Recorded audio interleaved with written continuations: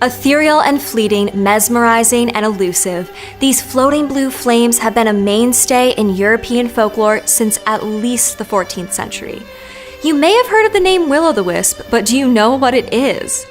Stories of sentient blue flames floating and bouncing across marshes and bogs permeate cultures from Northern Europe to Australia. While some stories have faded into ephemera just as the floating blue flames that inspired them, these elusive creatures remain mainstays of myth and legend in pockets across the globe. So what are they? Fairies, fireballs, ghosts, atmospheric phenomena? Here's the haunting history of the will-o'-the-wisp. I'm Dr. Emily Zarka, and this is Monstrum. The will-o'-the-wisp are most frequently described as small, moving blue flames that hover a few feet off the ground and do not flicker. Cold or cool to the touch, if you're brave or reckless enough to touch one, they can be found in marshlands, bogs, and swamps. All treacherous places to wander even without the alluring glow of the will-o'-the-wisp leading you deeper into danger. Follow the will-o'-the-wisp's seductive dance and you may find hidden treasure, or watery grave. Stories of these elusive and inscrutable flames vary. Some say spotting the floating flame is an indication that someone is blessed with the power of foresight, but more often, folklore and literature paints them as impish tricksters, restless spirits, or malevolent beings. In Sweden, will-o'-the-wisps are ghosts with lanterns fated to wander aimlessly for removing their neighbors' boundary markers. In English tradition, the blue flames are lights carried by elves. And in Australia, the light may approach someone, but anyone who tries to catch it will disappear. Other tales say the lights are crafted by fairies or even a fire species all its own. In Belgium and the Netherlands, they are the lost spirits of unbaptized children, while in other places, the floating flames are said to be the wandering souls of unhappy women, unrighteous men, priests who have broken their vow of chastity, or even those souls who escaped purgatory. In fact, the ethereal light gleans its most enduring name, will-o'-the-wisp, or will with a wisp, from the Saxon word wile for fraud, trick, or deceit, and the Swedish word wisp, meaning a small lit bundle of tinder. Variations include will with the wisp, willy-wisp, and will-o'-the-wikes. Essentially, the name hints that the light comes from some trickster spirit holding a flame aloft. Further north, in Norwegian folklore, the will-o'-the-wisp is called Hobberdy's lantern, Hobbeny's lantern, or even Hob and his lantern.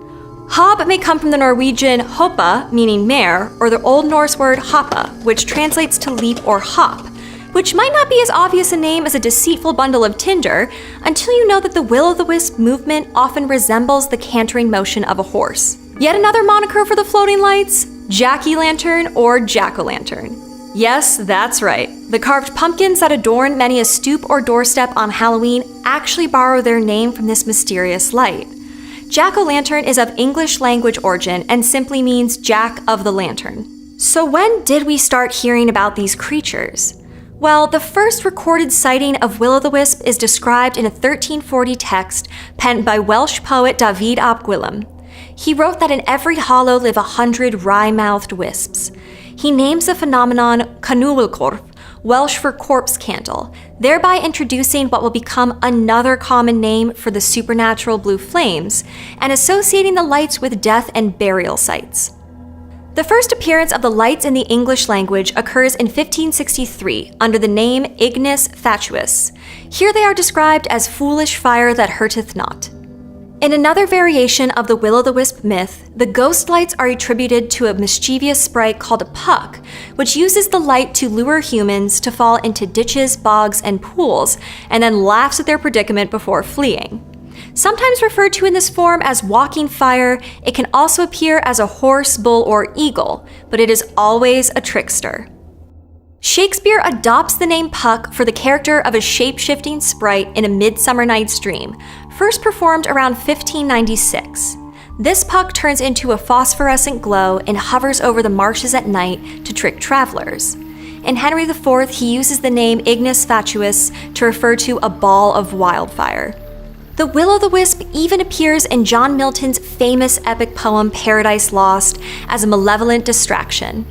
a wandering fire compact of unctuous vapor, which the night condenses and the cold environs round, kindled through agitation to a flame, which oft, they say, some evil spirit attends, hovering and blazing with delusive light, misleads the amazed night wanderer from his way, to bogs and mires and oft through pond or pool.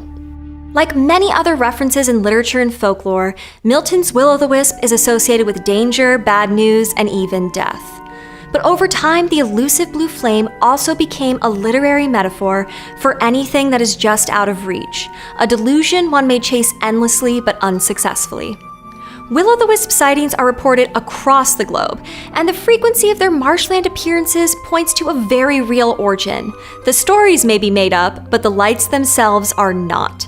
There's scientific truth to these reports. Theories explaining the will-o'-the-wisp phenomenon circulated in scientific communities for hundreds of years. In fact, in 1704, Isaac Newton wrote in Optics of the ignis fatuus as vapors shining without heat. The vague statement unsurprisingly sparked vigorous debate in the academic communities of the 18th and 19th centuries.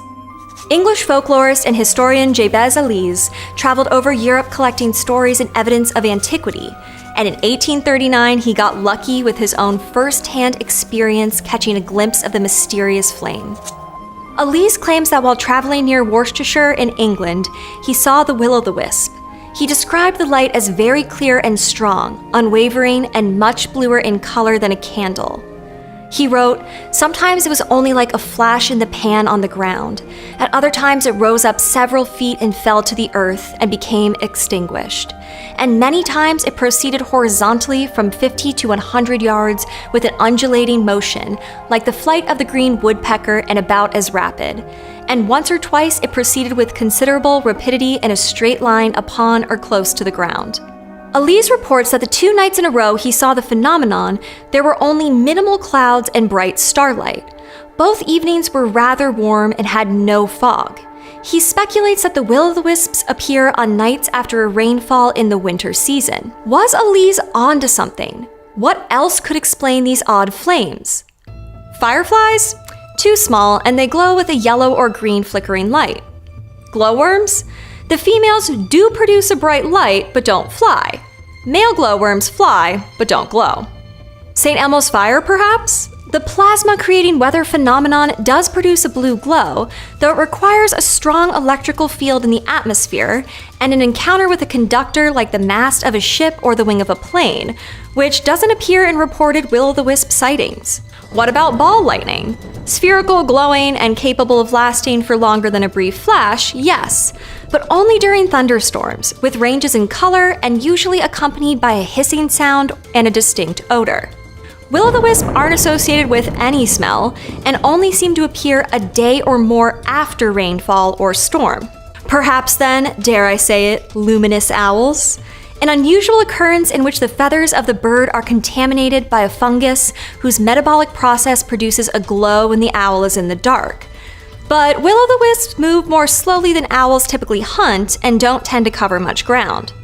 The most likely explanation? Spontaneous combustion of marsh or swamp gas, a rationale proposed at least as early as 1729 by W. Durham, who, after observing the phenomenon over half a decade, directly refuted the hypothesis that the lights were caused by glowworms flying together. Given the frequently reported occurrence of the will-o'-the-wisp on marshlands, swamps, and bogs, swamp gas seems pretty plausible. Made up of about 60% methane as well as other components like carbon dioxide, swamp gas is the byproduct of decomposing vegetation in areas like swamps, marshes, and even landfills. And in some rare cases, if there is enough heat and oxygen produced by the metabolic process, the gas can spontaneously combust and produce fire. And methane just happens to burn with a blue flame and a yellowish glow. Will the mystery of the will-o'-the-wisp ever truly be solved? Even today, many people swear the will-o'-the-wisp is a supernatural or paranormal experience. Interestingly, there have been no modern encounters with the will-o'-the-wisp, and therefore no new data to add to any potential debunking theories. Perhaps there are no more will-o'-the-wisp because we have drained and demolished so many marshes and lowlands. Maybe we'll never know what caused the glowing blue flames spotted so many years ago. And I kind of like that. Glow on, mysterious fiery orbs, glow on. Oh god, what's gonna happen?